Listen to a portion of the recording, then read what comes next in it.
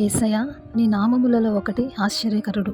కొంచెం నిదానించి ఏంటి ఆశ్చర్యకరుడు అని ఆలోచిస్తూ ఉండగా, నీవు ఆశ్చర్యకరుడవు అని రుజువు చేయడానికి కలుగజేసిన సమస్తము తన నోరు తెరుచుకుని సాక్ష్యము ఇస్తున్నట్లుగా నాకు అనిపించింది. దేవుడు పుట్టుక ఒక ఆశ్చర్యము. ఆయన ఈ భూమిపై చేసిన ప్రతి కార్యము అది ఆశ్చర్యమే, అసాధ్యమే. ఈ మనిషి చేయలేనిది, కనీసం ఊహకు కూడా మనిషికి అందని దృశ్యమైన అదృశ్యమైన వాటిని చేయగలిగే దేవుడు గనుకే ఆయన ఆశ్చర్యకరుడు అనే నామాన్ని కలిగి ఉన్నారు. అందుకే నా హృదయపూర్వకముగా దేవునితో ఇలా చెప్పాను: యేసయ్య, నీవు మాటతో కలుగజేసిన ఈ సృష్టి నా కన్నులకు ఆశ్చర్యాన్ని కలిగించింది.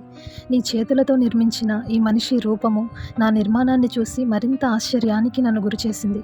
నేను పీల్చుతున్న గాలి నా జీవనాన్ని నిలబెడుతుంటే ఆ ఊపిరి నీ ఉనికిని తెలిపే అద్భుతముగా ఉంది. మనసు పెట్టి మనం ఏది ఆలోచించినా ప్రతిదీ దేవుడు ఉన్నాడని, ఆయన ఆశ్చర్యమైన ఈ క్రియలన్నిటిని బట్టి తెలుస్తుంది.